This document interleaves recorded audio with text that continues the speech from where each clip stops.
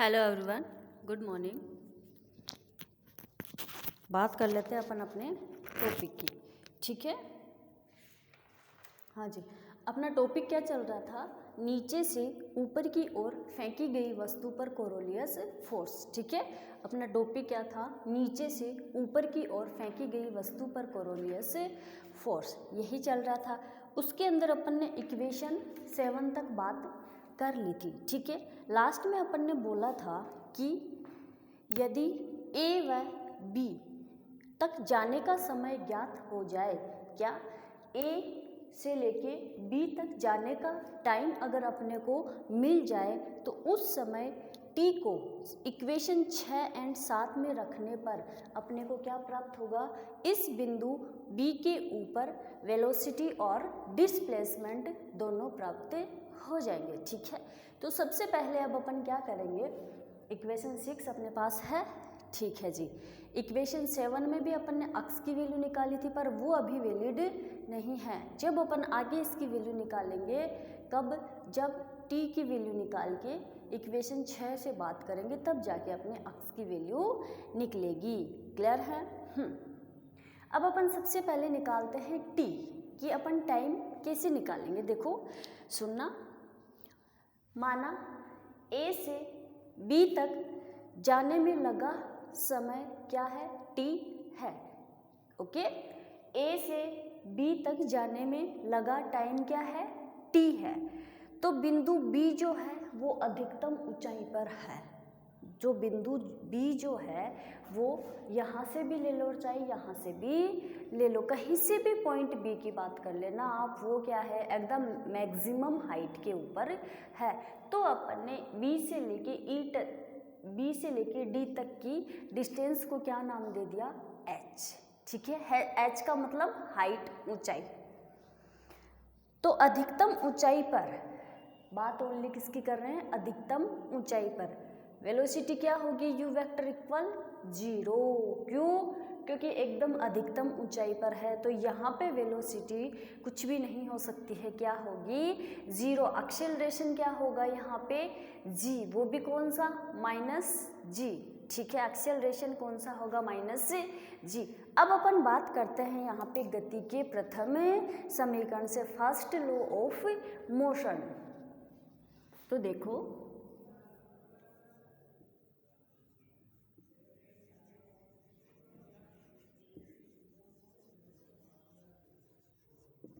From first law of motion, देखो जी, गति का प्रथम नियम क्या होता है? v equal you plus A T. क्या होता है? v equal you plus A T, ठीक है जी, यही होता है। हाँ जी। अब आप लोग को पता है किसकी बात करनी है? ओनली b के ऊपर। b के ऊपर वेलोसिटी कितनी हो जाएगी? एकदम मैक्सिमम पॉइंट के ऊपर वेलोसिटी कितनी होती है? 0। तो यहाँ पे u की वैल्यू क्या अपन करते हैं? 0, बिल्कुल कर सकते हैं। सॉरी, v की वैल्यू, वेलोसिटी यानी वेग, तो यहाँ पे कितना हो जाएगा? 0। तो ये क्या हो जाएगा? 0 equal u minus A T, ठीक है। Sorry, -gt। हाँ, यहाँ पे 80 है, पर अपन ने यहाँ पे इसके ऊपर एक्सेलरेशन की बात की थी, वो कितना है? g का है। किसका होगा? माइनस का, ठीक है। तो क्या अपन यहाँ पे कर दें? -gt। अब यहाँ से किसकी वैल्यू निकालना है? t की, यानी टाइम। तो t इक्वल क्या आ जाएगा अपना? u/g। इसको इक्वेशन नंबर दे दो 8, ठीक है। एक बार इक्वेशन 6 भी लिख लेते हैं अपन, 7 भी लिख लेते हैं कि अपने पास क्या आई थी? x equal -ω/g cos lambda u/g t² -t³/3। ये अपनी कौन सी थी? Equation number 7। अब मैंने बोला क्या था स्टार्टिंग में? अगर अपने पास टाइम आ जाए तो अपन इसको कहाँ पे रखेंगे?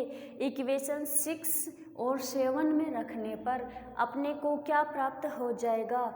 इस बिंदु के ऊपर हॉरिजॉन्टल डिस्प्लेसमेंट प्राप्त हो जाएगा और क्या प्राप्त होगा, और वेलोसिटी प्राप्त होगी। वेलोसिटी देखो अपन ने यहाँ पे निकाल ली, dx/dt। अरे भाई dx/dt इक्वल क्या होता है, v होता है। तो इसको क्या अपन वेलोसिटी बोल सकते हैं, बोल सकते हैं। तो आ जाओ, अब अपन यहाँ पे यूज करेंगे अपने पास किसका, टाइम आ गया, टाइम आ गया। यहाँ पे क्या किया था, फर्स्ट लॉ ऑफ मोशन। अब अपन बात करेंगे गति के तृतीय नियम से, थर्ड लॉ ऑफ मोशन।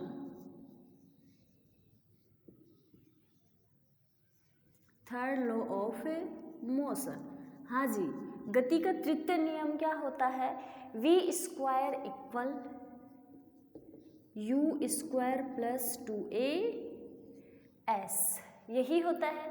ठीक है जी। अब अपन क्या करेंगे, v इक्वल आप लोग जानते हो 0, किसके ऊपर, उसी पॉइंट B के ऊपर। ओनली कौन से पॉइंट के ऊपर v equal 0, maximum point B। Clear है। a इक्वल -g, बिल्कुल। s इक्वल कहाँ, ये s इक्वल क्या करोगे आप लोग, इसकी हाइट कितनी है यहाँ से लेके यहाँ तक की, h है, तो s इक्वल क्या कर दोगे आप लोग, h। चलो जी, ये वाली वैल्यू यहाँ पे पुट कर दो, आप लोगों के पास क्या आ जाएगा, u² प्लस, सॉरी इसको लिख दो आप लोग यहीं से डायरेक्टली, -2gh। ठीक है। अब यहाँ पे u की वैल्यू क्या आ जाएगी आप लोगों के पास, 2gh आ गई। इसको इक्वेशन नंबर बोल देते हैं 9। क्लियर है। अभी तक अपन ने किया क्या है, इक्वेशन 6 के अंदर पिछली क्लास में अपन ने dx/dt निकाल लिया था, इक्वेशन 7 अक्स भी निकाल ली थी। पर ये जो अक्स यहाँ पे आया है ये ओरिजिनल डिस्प्लेसमेंट नहीं है। ये कब आएगा ओरिजिनल डिस्प्लेसमेंट, जब अपन t की वैल्यू इक्वेशन 6 एंड 7 के अंदर पुट करेंगे या फिर दोनों का कंपैरिजन करेंगे, तब अपने पास क्या आएगा, अक्स आएगा, वो होगा ओरिजिनल डिस्प्लेसमेंट। ठीक है, यहाँ तक क्लियर है। अब अपन बात करते हैं इक्वेशन 6 एंड 8। ठीक है, किससे बात करते हैं, इक्वेशन 6 एंड 8।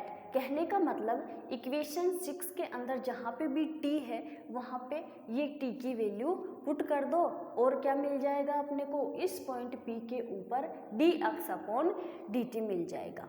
क्लियर है। ठीक है, तो आ जाओ पुट करते हैं अपन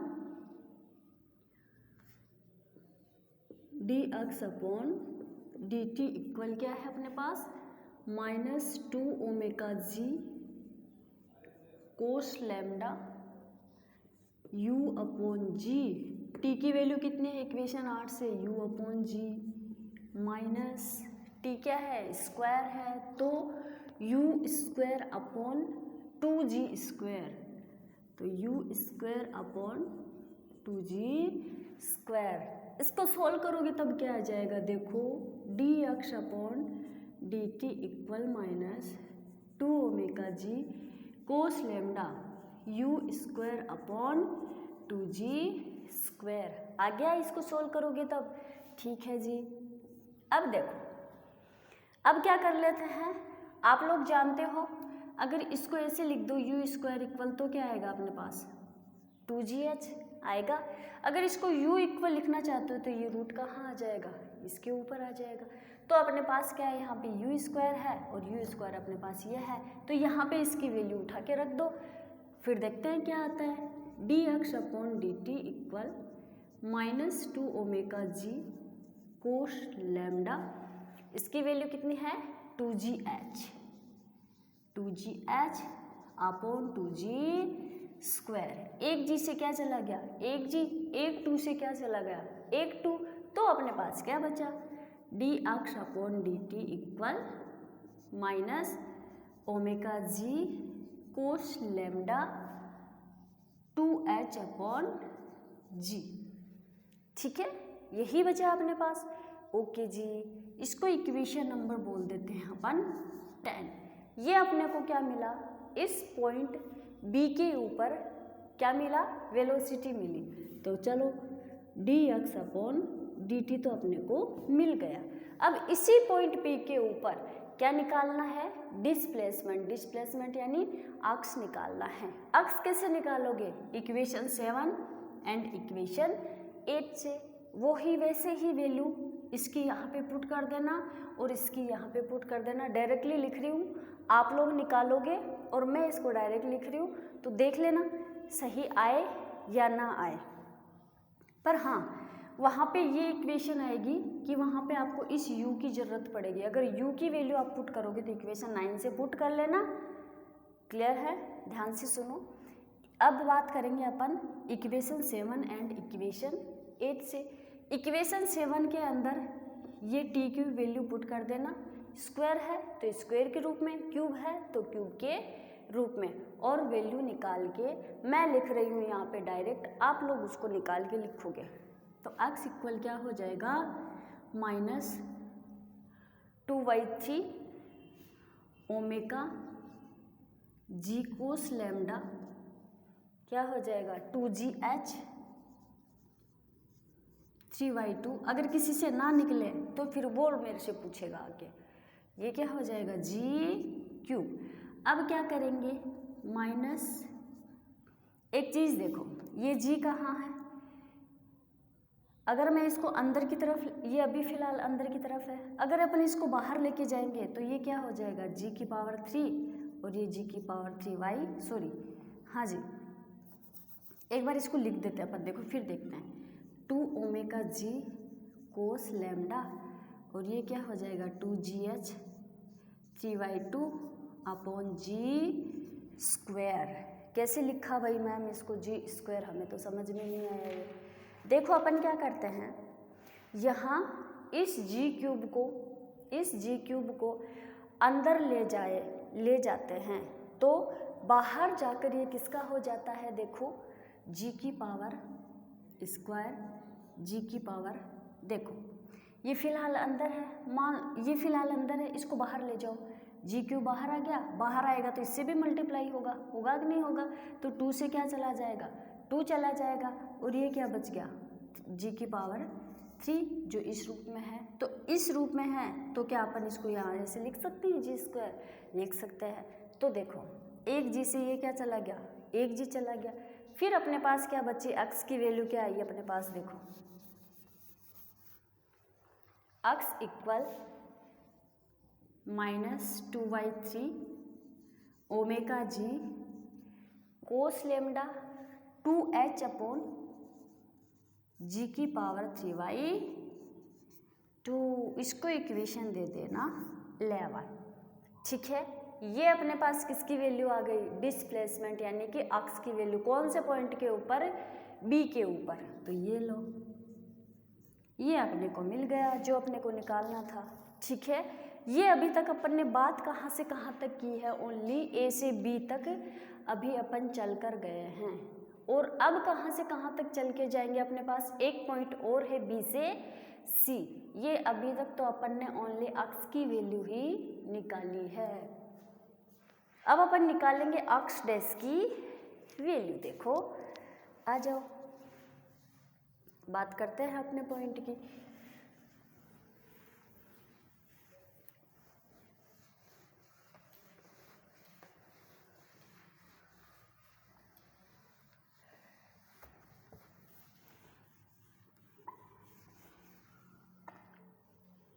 तो इसी से साफ करना पड़ेगा ये बोर्ड भी ना।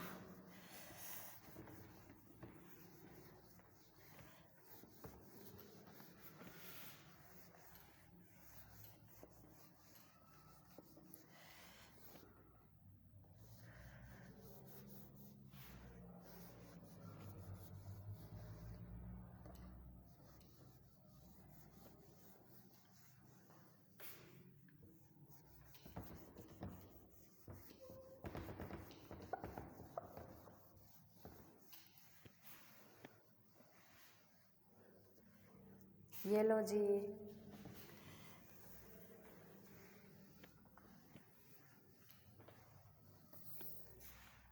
हाँ जी। अब अपन बात करते हैं, देखो पॉइंट बी तो लो ही लो, पॉइंट बी से जो पिंड है वो कहाँ आ जाता है, वापस नीचे की ओर। कौन से पॉइंट पे जाता है, सी पॉइंट पे। ये लो, ये यहाँ पे सी पॉइंट है, ठीक है। ये कहाँ, कौन सा पॉइंट था, डी, और ये क्या था, ए। यहाँ से लेके यहाँ तक डिस्टेंस कितनी थी, अक्ष, और यहाँ से लेके यहाँ तक की डिस्टेंस कितनी थी, अक्ष डेश। अक्ष अपन ने निकाल लिया डिस्प्लेसमेंट, अब अपने को कौन सा डिस्प्लेसमेंट निकालना है, अक्ष डैश, ठीक है। इसकी डायरेक्शन कहाँ थी, यहाँ पर।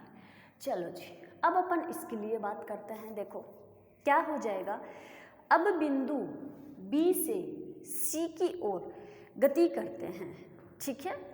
ए से बी की तरफ गति करके चले गए, दो चीजें निकाली, कौन कौन सी, d x upon d t and अक्ष। अब अपन बात करते हैं बी से सी की तरफ आते हैं। बी से सी की तरफ आते हैं तो बी से जो कण है ना, जो पार्टिकल है, वो एकदम फ्री अवस्था में आता है, ठीक है। कौन सी अवस्था में आता है, एकदम फ्रीली अवस्था में आता है, मतलब मुक्त अवस्था में आता है, उसके साथ नीचे आएगा। तो बी पर स्टार्टिंग वेलोसिटी कितनी हो जाएगी, बी पर स्टार्टिंग वेलोसिटी का मान की वैल्यू कितनी होगी, 0 होगी। क्यों, क्योंकि अभी अपन किसके सापेक्ष देख रहे हैं, किसके रिलेटिव, बी पॉइंट पर अपन स्टार्टिंग वेलोसिटी निकाल रहे हैं, ओनली किसके रिलेटिव निकालने हैं, बी के सापेक्ष, ठीक है, बी के रिलेटिव। अगर ऐसे ही मेरे को कोई बोल दे, मान लो कि आप सी के रिलेटिव वेलोसिटी निकाल लो, तो फिर अपने पास क्या है, फिर अपन उसको 0 नहीं बोल सकते। क्यों, क्योंकि इसके ऊपर बोल सकते, ये क्या था, यहाँ पे मैक्सिमम पॉइंट था, ठीक है। और स्टार्टिंग कहाँ से हो रही है, अभी इस वाले पॉइंट में यहाँ से हो रही है, बी से सी की तरफ जा रहे हैं, इसलिए स्टार्टिंग कहने का मतलब स्टार्टिंग वेलोसिटी पॉइंट बी की ऊपर वैल्यू कितनी हो जाएगी, 0। क्लियर है। तो वी नो दैट अगर पार्टिकल गति कर रहा है तो फोर्स कौन सा लगता है, कोरोलियस फोर्स। तो वी नो दैट, देखो जी, we know that F C vector equal कितना हो जाएगा, -2m omega cos lambda, -2m omega cos lambda, cos lambda u minus g t. ये वैल्यू कहीं पे अपन ने निकाली होगी, बिल्कुल निकाली थी मैं, और साथ में क्या था, यहाँ पे आई कैप डैश था। क्लियर है यहाँ तक, ठीक है जी। अब अपन क्या करेंगे, u आया है अपने पास यहाँ पे, तो b पॉइंट पर प्रारंभिक वेलोसिटी कितनी हो जाएगी, 0। तो यहाँ पे u इक्वल क्या हो जाएगा, 0। तो वैल्यू पुट कर दे, तो अपने पास क्या बचेगा यहाँ पे, F C equal -2m omega cos lambda i cap dash, यही बचेगा, ठीक है जी। सॉरी, -GT और आई कैप डैश। क्लियर है। अगर इसकी वैल्यू 0 हो गई, अरे तो भाई ये पूरा वाला टर्म ही तो 0 हुआ ना, तो अपने पास बचा क्या, ओनली, अच्छा जी हाँ ठीक है। फिर अपने पास क्या आ जाएगी, ये एफ सी इक्वल ये माइनस प्लस, तो क्या आ जाएगा, 2m omega g t cos lambda, 2m omega g t cos lambda. ये इक्वेशन अपने को आगे काम में आएगी, तो इस इक्वेशन को नंबर बोल दो 12। क्लियर है यहाँ तक, ठीक है जी। अब अपन बात करते हैं, आपको पता है अगर फोर्स की प्रकृति अपन जहाँ पे भी लेते हैं वहाँ पे किसका फोर्स लगता है, न्यूटन बल। तो न्यूटन बल के अनुसार या फिर न्यूटन के अनुसार F इक्वल कितना हो जाएगा, ma। अब एक चीज़ देखना, यहाँ पे जो भी अपन एक्सेलरेशन लेंगे ना, वो क्या होता है, देखो पीछे अपन ने कौन कौन सा एक्सेलरेशन लिया था, ये वाला d² x अपॉन dt², ठीक है। पर यहाँ पे क्या करेंगे, d² x डैश, क्या करेंगे, d² x डैश। या तो ऐसे समझ लो या फिर कैसे समझोगे आप लोग, देखो C के लिए, इस पॉइंट C के लिए प्रारंभिक पॉइंट A अगर मानते, ठीक है, इस पॉइंट सी के लिए अगर अपन प्रारंभिक पॉइंट बी को ना मानकर ए को मानते तो बात अलग थी। ठीक है, क्या किया है, ध्यान से सुनना, आराम से सुनना। इस पॉइंट सी के लिए इस पॉइंट बी को प्रारंभिक पॉइंट ना मानकर अगर ए को मानते तो बात अलग थी, पर अपन ने क्या किया है, प्रारंभिक बिंदु सी का किसको माना है, पॉइंट बी को माना है। ठीक है, अब इस बिंदु पर डी अक्स अपॉन डी टी और अक्स दोनों क्या है, अपने को मालूम है। ठीक है, इस पॉइंट बी के ऊपर डी अक्स अपॉन डी टी और अक्स अपने को क्या है, मालूम है, इसलिए मैंने यहाँ पे क्या लिख दिया, इस डी स्क्वायर अक्स को क्या कर दिया, अक्स डैश लिख दिया। ठीक है, क्लियर है। चलो इसको इक्वेशन दे दो 13। अब इक्वेशन 13 एंड 12 दोनों क्या है, समान है। अगर समान है तो इक्वेशन 12 को आप किसके रूप में लिखोगे, मॉडिफाई के रूप में लिखोगे, मोड के रूप में लिखोगे। ठीक है, तो अपने पास ये क्या आ जाएगी, देखो f इक्वल एफ सी का मोड। तो इक्वेशन देखो, f की वैल्यू क्या है अपने पास, m d square x dash upon d t square. F C की वैल्यू कितनी है आप लोगों के पास, 2m omega g t cos lambda, यही थी, ओनली वैल्यू पुट की है। ठीक है, अब इसको सोल्व कर दो, m से क्या हुआ, m चला गया, तो अपने पास क्या बचा, d square x dash upon d t square equal 2 omega g t cos lambda. Clear है यहाँ तक। अब क्या करोगे आप लोग, 2 ओमेगा, अच्छा जी टी नहीं लगाई, ये लो भाई, इसको इक्वेशन दे दो 14। ठीक है, अब अपने को क्या प्राप्त हुआ, ये देखो, d square x dash upon d t square. यहाँ बिंदु सी के लिए, यहाँ पॉइंट सी के लिए प्रारंभिक पॉइंट क्या है, बी है, तो t इक्वल 0 पर वेग, वेलोसिटी व डिस्प्लेसमेंट समीकरण 10 व 11 से व्यक्त करेंगे। ध्यान से सुनना एक बार फिर से, यहाँ पॉइंट सी के लिए प्रारंभिक पॉइंट बी है। ठीक है, इस पॉइंट सी के लिए प्रारंभिक पॉइंट कौन सा है, बी है, तो t इक्वल 0 पर वेलोसिटी और डिस्प्लेसमेंट को किससे व्यक्त करेंगे, अपन ने जो पीछे इक्वेशन 10 और 11 निकाली थी ना, 10 और 11 जो निकाली थी ना, उससे व्यक्त करेंगे। क्लियर है। ठीक है, अब क्या कर देंगे अपन, integration equation 14 with respect to t, integration कर दें। चलो देखो, d square x dash upon d t, अच्छा जी, इंटीग्रेशन करेंगे तो स्क्वायर तो हटेगा ही ना। देखो d x dash upon d t equal क्या आ जाएगा अपना, देखो 2 omega g t cos lambda d t plus c. ठीक है, अब इंटीग्रेशन कर देते हैं, अपना क्या आ जाएगा, 2 omega g cos lambda t square upon 2 plus c, किसके इक्वल में, d x dash upon d T.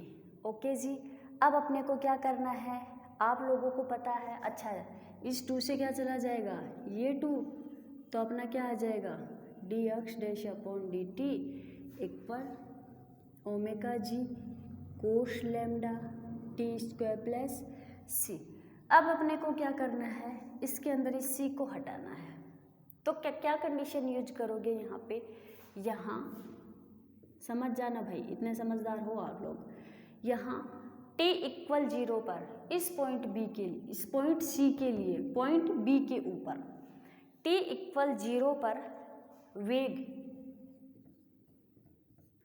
D अक्स अपॉन डी टी, अर्थात क्या होगा, डी होगा, अर्थात कैसे लिख सकते हैं अपन इसको, डी टी इक्वल 0 पर D x dash upon d T किसके इक्वल में हो सकता है, D x upon d T के इक्वल में हो सकता है। अरे भाई जब बी पॉइंट सी के लिए पॉइंट बी के ऊपर अगर velocity D x upon d T है तो पॉइंट सी के ऊपर अपन क्या निकाल रहे हैं, D x dash upon d T.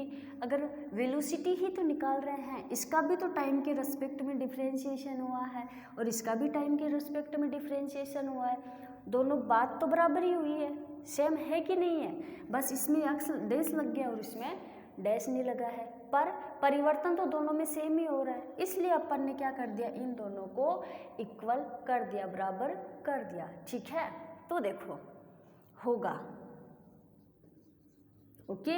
अब अपन ये जो D x dash upon d T है ना, इसकी जगह क्या पुट कर देंगे, ये वाला D x upon d T, तो फिर अपने पास इक्वेशन क्या आ जाएगी, देखो D x upon d t equal क्या इक्वेशन आई, omega g cos lambda t square. ठीक है, अब ये यहाँ से क्या हो गया, सी भी हट गया। ठीक है, क्लियर है, ठीक है जी। अब क्या करेंगे, अच्छा जी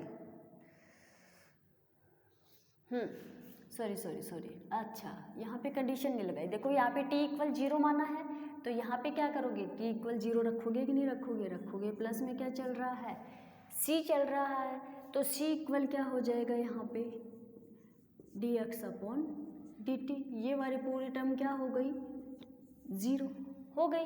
तो क्या हुआ, c की इक्वल में क्या बच गया, D x upon d T, बचा कि नहीं बचा, बचा। तो ये वैल्यू कहाँ पुट कर दोगे, इक्वेशन 10 के अंदर, कहाँ पुट करोगे, इक्वेशन 10 के अंदर। तो देखो इक्वेशन समीकरण 10 में पुट दिस वैल्यू इक्वेशन 10 करें, आ जाओ। अब इक्वेशन 10 क्या है याद नहीं है, कोई बात नहीं याद है तो देख लेना पीछे जाके, माइनस वहाँ पे जो D x upon d T की वैल्यू अपन ने निकाली थी, क्या आई थी अपनी, omega g cos lambda,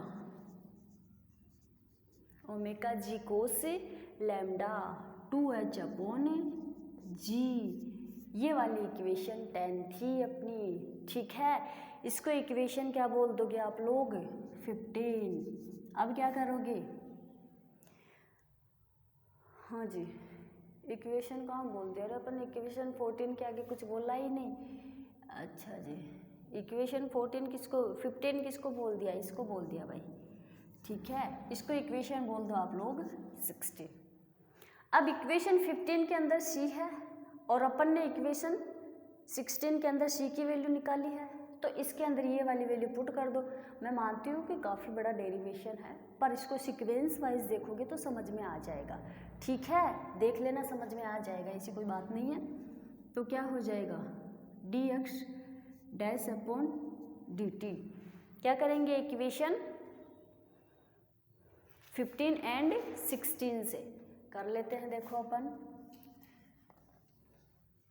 equation 15 and 16, तो क्या आ जाएगा अपने पास, देखो इसको हटाना पड़ेगा, ऐसे काम नहीं चलेगा। क्लियर है भाई यहाँ तक सबके, ओके जी। देखो जल्दी से ख़त्म करो इसको अब यहाँ पे।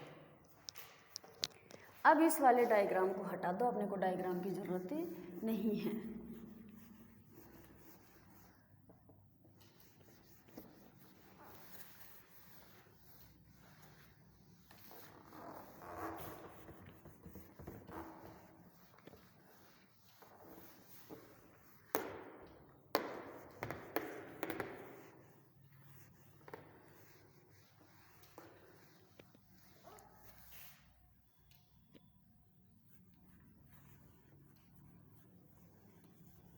देखो अब अपन क्या करेंगे, इक्वेशन 15 एंड 16 है तो क्या निकाल लोगे,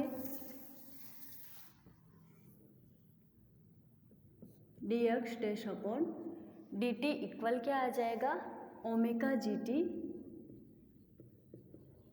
कोस lambda t square minus omega g cos lambda 2h upon g. ठीक है, अब क्या कर दोगे, ये इक्वेशन 17 आ गई आपकी। अब इस इक्वेशन को आपको क्या करना है, उसी डिस्प्लेसमेंट के रूप में लेके आना है। कौन सा, अक्ष डैश। क्या कर दोगे इस इक्वेशन का, integration equation 17 with respect to T. ठीक है, लास्ट वाली इक्वेशन लिख रही हूँ, इंटीग्रेशन कर लेना, आता है आप सब लोगों को। अक्ष डैश इक्वल क्या आ जाएगा अपना यहाँ पे, omega g t cos lambda t cube upon 3 minus omega g cos lambda 2h upon g multiply t plus c dash. ठीक है, इसको इक्वेशन नंबर दे दो 18। पीछे वाले की तरह वो ही इस सी डैश की वैल्यू निकाल ली है। तो कैसे निकालोगे, यहाँ t इक्वल 0 पर विस्थापन, कहने का मतलब डिस्प्लेसमेंट, क्या हो जाएगा, t इक्वल 0 पर डिस्प्लेसमेंट अक्ष होगा। अर्थात इनको भी क्या कर देंगे अपन, दोनों को सेम कर देते हैं। तो t इक्वल 0 पर अक्ष डैश इक्वल अक्ष होगा। तो अपने पास क्या बच जाएगा, देखो, अक्ष डैश इक्वल t इक्वल 0 रख दो, ये पूरी वाली टर्म हो गई 0, ये पूरी वाली टर्म 0 हो गई। तो अपने पास बचा क्या, देखो, 0 माइनस 0 प्लस सी डैश। तो क्या बचा, जी सी डैश इक्वल अक्ष डैश। इसको किसके इक्वल में माना है, अक्ष के में माना है। ठीक है, इक्वेशन 11 से अक्ष का मान रख दो, समीकरण 11 से अक्ष का मान रखने पर तो क्या आ जाएगा अपने पास, देखो, c dash equal minus 2/3 omega g cos lambda 2h upon g, यही था की पावर 3/2। ठीक है, इसको इक्वेशन दे दो 19। क्लियर है यहाँ तक। अब क्या करेंगे, सी डैश की वैल्यू आ गई, इसके अंदर पुट कर देना। ठीक है, ध्यान से सुनो, सी डैश की वैल्यू इक्वेशन 19 में आ गई है, इसको कहाँ पुट करोगे, इक्वेशन 8 के अंदर। ठीक है, ओके जी। अब आप लोगों को पता है, पुट करोगे तो क्या आ जाएगा अपने पास, अक्ष डैश इक्वल